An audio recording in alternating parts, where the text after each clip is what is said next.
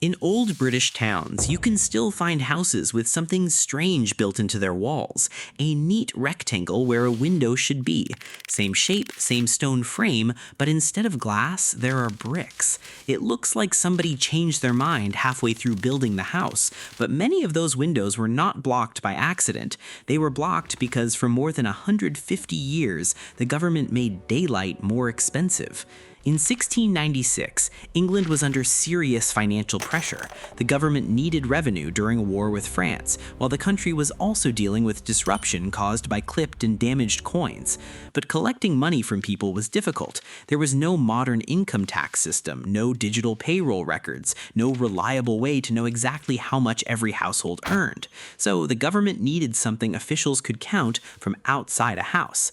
They chose windows. The logic sounded reasonable. A poor family probably lived in a small house with few windows. A wealthy family probably lived in a larger house with many windows. So instead of asking people how rich they were, tax collectors could simply stand outside and count the openings in the walls.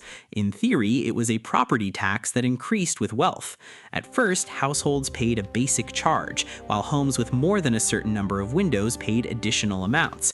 The exact thresholds and rates changed repeatedly over the following decades, but the central rule remained simple. More windows meant more tax, and people responded exactly as people usually respond when the government taxes something visible. They made it disappear.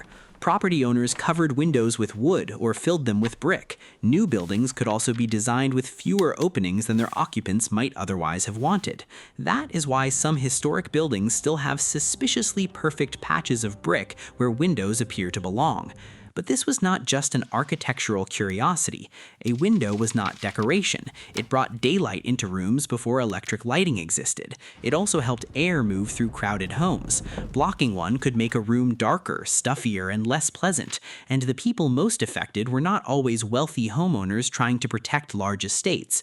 In rural areas, small cottages with few windows could often remain below the taxable threshold. Cities were more complicated. Working-class families frequently lived in large buildings divided into several crowded rooms or separate households. But for tax purposes, the building could still be treated as one dwelling with many windows. So a tax designed to rise with wealth could fall heavily on people who owned very little. The landlord faced the bill. The tenants lived with the result. Windows were blocked. Rooms lost daylight. Ventilation became worse. Families who could not simply move were left inside buildings designed around avoiding a tax. By the 19th century, opposition was no longer only about money. Doctors, health campaigners, and local officials argued that the tax was damaging living conditions.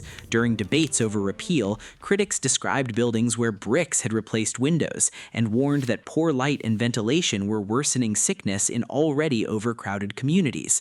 The government understood that the tax had serious consequences, but it also produced revenue, and taxes that produce reliable money are rarely easy to remove. In April 1950, an attempt to repeal it in Parliament failed by only 3 votes.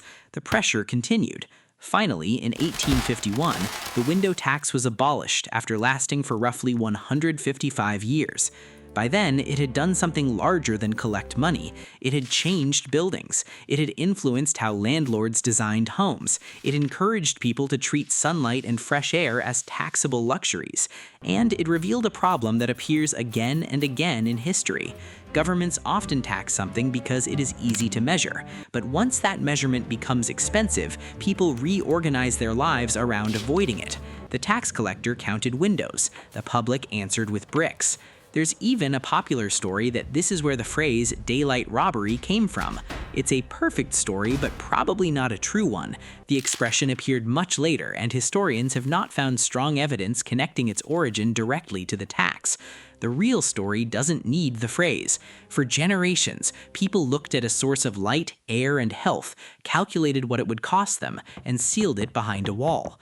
Britain did not tax daylight directly. It simply taxed the opening that allowed daylight in. And for 155 years, that was close enough.